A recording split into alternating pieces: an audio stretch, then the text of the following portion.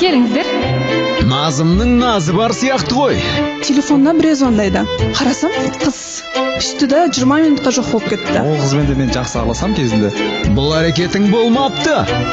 Ғалымжан жақтан бір шикілік бар сияқты бұл жерде деп. Ғалымжанның Назымға дейтін қызығушылығы уже біткен сияқты. Тоқтаудың амалын іздеп жүрсің бе? Назымның адамы емес шығармын деген ой келді маған. Жігіттер әлсіз болып кеткен ба деп ойлаймын да. Назымды мен қинап қысып ұстап жүрмін ба деген сияқты сонда ой келеді енді. Жалыққан жігіттің сөзі ме бұл? Садорет кешке боссыз ба видео түсіріп қайтайық. Сәлден кейін қосылайық жобасында.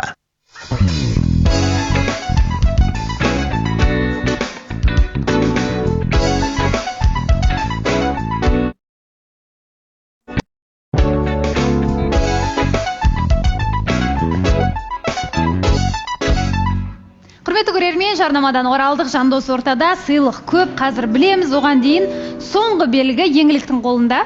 Еңлік. Таңбалы тас. Ештеңе айтпайсыз, жақсы. Жандос, сыйлық Иә, осы ханым, бірінші сыйлық Айданаға, қолдаушыларына. Айдана, келіңіз.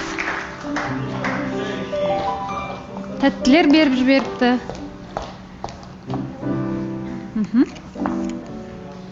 Сүйеміз сізді себепсіз, себепсіз басқалар бізге керексіз, керексіз дейді. Біздің сүйікті де сүйкімді Айдана, біз сізді жақсы көреміз деп айтудан жалықпаймыз, тек көңіліңізді түсірмеңіз, бізге керек күліп жүргеніңіз. Зере мен қолдаушы әпкелеріңізден дейді. Көп рахмет.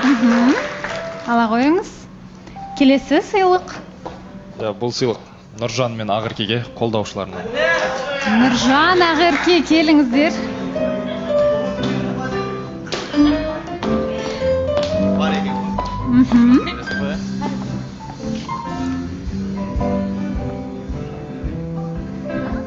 Иә? Ештеңе жазбаған? А? Аса қатты ештеңе жазбапты, оқитындай нәрсе. Оқысаңызшы. Ой, міне, үш ақ сөз ғой ол, орысша еще, оны аласың. Қызық екенсіз ғой, неге айтпай жатсыз? Сіз орысша кім сіз жақсы білесіз, оқысаңызшы. Сіздің оқығаныңыз. Ақерке, люблю Нұржан дейді. Осыны түсініп тұрған жоқпын ше сөзінің ашығы бойынша. Рахмет, Алла разы болсын. Жақсы, жайғаса қойыңыздар. Қолдаушыларыңыз екеуіңізді байланыстырғысы келген сияқты. Келесі сыйлық. Иә, бұл сыйлық Ғалымжан мен Назымға, қолдаушыларына. Ғалымжан, Назым, келіңіздер.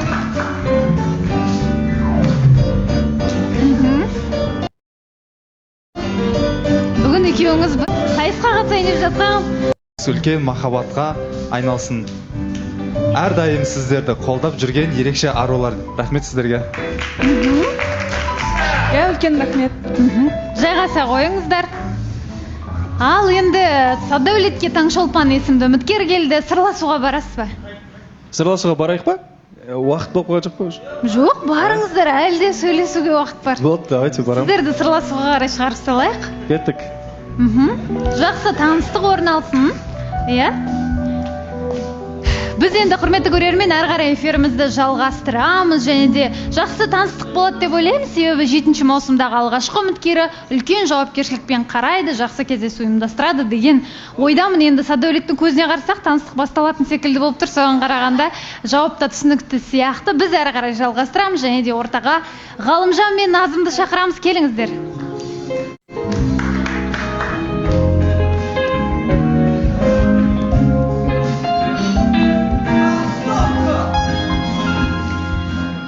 Жайғаса қойыңыздар. Енді мен білемін, сіздерде кездесу болды. Әрине болды. Және сол бір кездесуден енді себебі ол жерде сіздер, құрметті көрермен, тіпті айтпаппын ғой, Хавейл Джолион автокөлігімен керемет кездесуге бару мүмкіндігін алған болатын бұл кісілер, және де сол бір кездесуге барып қайтты. Көріп алайық ендеше.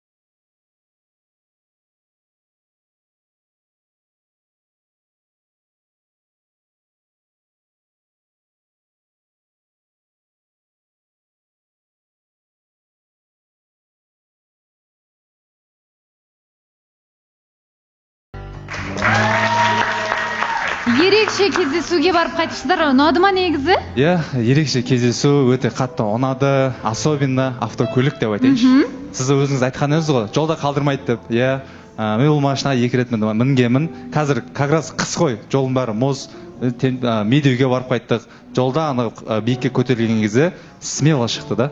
Іші комфортно. Былайша айтқанда жігіттер айтады ғой, машинада женский ротта жатады ғой. Менің типа әйелім сияқты, қыз сияқты көреді ғой. Мысалға мен машинадан таңдау беретін болса, мен осы машинаны таңдайтын едім. Ой, таңдау бірден. Жаурап тұрып, ішке кірген кезде іші Ташкент болады ғой. Керек тұрып ше. Сізге ұнады ма?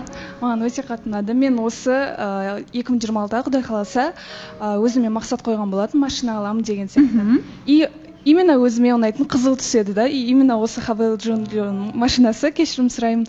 Именно мен қалағандай машина екен, өте қатты ұнады. Енді жаймен деп ақша жинай берсем болады екен. Мақсатыңызға жетіңіз және өзіңізге ұнаған көлік деп жатсыз. Енді құрметті көрермен, шынымен де осы жігіт қыздарымыз мақтап отырғандай, осы Хавейл Джолион автокөлігі нағыз смарт көліктердің бірі, яғни өте ақылды. Себебі тіпті көлік камерасы жолдың жолақ сызықтарын көре алатын қабілетке ие.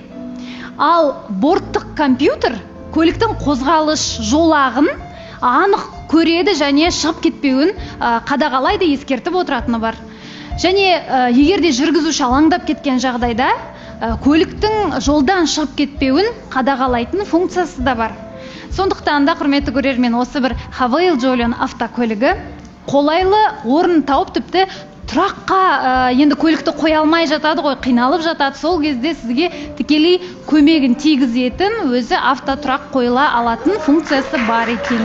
Сондықтан да құрметті көрермен, осы бір ең қолайлы кроссовер Хавейл Джолион автокөлігін таңдай жүріңіз. Сіз де таңдаңыз, көрермен. Енді айта кетейік, негізінде бұл кісілер енді кездесуге барып келді, бірақ өткен жолы байқау болған еді. Ол байқауда Нұрсұлтан мен Перизат және Ғалымжан мен Назым байқауға түсіп, сол жерден жеңіске жеткен Нұрсұлтан мен Перизат еді негізі. Бірақ Перизаттың өзі болмағаннан кейін мүмкіндік Ғалымжан мен Назымға түсті. Бұл кісілер осы көлікпен кездесуге барып қайтқан болды. Бірақ енді бұл жолы Нұрсұлтан, өзіңізді қуантқым келіп тұр, жаңа сәл бұрқылдап отыр еді, біз барған жоқпыз бұл кездесуге деп. Енді сіздерде керемет мүмкіндік бар, ешқандай байқаусыз. Сіз және Перизат екеуіңіз бірге келесі осы Хавейл Джолион автокөлігімен романтикалық кездесуге бару мүмкіндігін өздеріңізге сыйлаймыз. Және де құрметті көрермен, бұрқылдап отыр деп отырсыз ғой, ондай емес. Просто бірінші отқан кезімізде де енді Нұрдәулеттерге бергенбіз, ол кезде де Перизат Қырғызстанға кетіп қалған болды. Екіншісінде де осындай отқан кезде Перизат қайттан Қырғызстанға кетіп қалды. И сол бұйырмай кетті ғой деп отырмын да, осылай түсу. Иә, енді алдағы уақытта байқаусыз өздеріңіз барасыздар. Ал енді таныстық қалай болып жатыр сіздерде? Таныстық бізде өте керемет, жақсы деп айта аламын. Даже біз ұрса да алмаймыз негізі. Арасында момент болып қалады, но мен ол жерде өзімді сабыр ұстап қалам. Өзі айтып қалады да қатты ше, и мен үндемей қалам. Өйткені ашуланған кезде, екі адам ашуланып тұрған кезде бір-біріне қатты сөз айтып қалуы мүмкін да. Сосын көп жерде үндемей қаламыз. Бұл да үндемей қалады. Менде бір 5 минутта ғой, ары қарай жақсы сөйлесіп кетеміз. Былайша айтқанда комфортно, уютно бірімізде. Қайтадан тез орнымызға келеміз дейсіз, иә? Жаңа қатысушымыз Ақмарал сөз сұрап жатыр. Иә, енді мен дұрыс танымаймын ғой Ғалым мен Назымды. Мен сұрағым келіп тұр да, екеуісінен сіздер негізі жұпсыздар ма? Жоқ, жұп емеспіз. Онда не үшін екеу қарап тұрдым да манадан бері ше? Жұптық спортивка киіп толстовка киіп алғанда, неге жұптықтың сыйын құртып, бұлай не үшін киініп алғансыздар дейді. Жұп емес, сіздер пока что дұрыс айтасыз, келсем, кейбір моментте келіспеуге болады. Неге десеңіздер, өткенде бұл толстовка қолдаушылар берген толстовка, оларға құрмет көрсетіп, қолдау ретінде рахметті айтып киіп шыққан болатынбыз. Жоқ, бұның барлығы просто толстовкалар енді кімдер қолдаушылар берген деп тұр да. Оны неге алдағы уақытта жұп болған кездерде әдемі қылып киіп шықпасқа деген ой да? Басқасын киіп шығатын шығармыз, может, Құдай қаласа. Балауса ханым Ақмаралды қызға просто жақсы атақ емес деп ойлаймын, негізі бұның барлығы ше. Просто парный толстовка киіп алған сонда жақсы атақ емес болады ма? Назым, егер Ғалым екеуің жұп болмай қалып атсаңдар, не істейсіңдер? Ештеңе істемейміз, бұл жақта біз просто видео түстік и все. Құда тұрған не бар? Просто бұның барлығы ертең алдағы уақытта енді көзіміз көріп жүрген адамбыз ғой. Бұның барлығы реально кәдімгідей үлкен сын болып келеді негізінде. Именно қызға келеді да, еркектің аты еркек, ол адамға не айтса да, не істесе де бәрі жарасады, оны кәдімгідей алып шығады. Но қыздар всегда өмір бойы енді солай сынның астына қалып қояды да, негізі шынымен қыздық жанашырлық ретінде айтып тұрмын осыны барлығын. Енді жанашып айтып жатыр деп ойлаймын. Жандос ортада, Ғалымжан. Мына жерде негізі кішкене ерекшелеу сыйлық бергім келіп тұр. Біріншіден мынаның ішінде көйлек, қара көйлек, бұның ішінде өзіне ұнайтын көйлек болады негізі. Ой, жарай. Алдағы уақытта мен әдемі сұлу қыз жүргенін қалаймын. Алдағы уақытта киіп шығасың деп үміттемін. И және де қасына тәттілер бар. Көйлек әкелдім деп жатыр. Тәттілерімен бірге. Тәттілер өзің сияқты тәтті болып жүре берген. Алдағы эфирде киіп келеді деп ойлаймыз, көреді деп ойлаймыз. Таныстық жалғасады ғой. Әрине жалғасады. Жалғасады? Жалғасады. Жақсы, құрметті көрермен, енді бізге берілген уақыт өз мәресіне жетті. Біз сіздермен дүйсенбіге дейін қоштасамыз, және де енді Перизат жоқ деп айтып жатырмыз ғой. Перизат пен Нұрсұлтанның қарым-қатынасы қалай болып жатыр?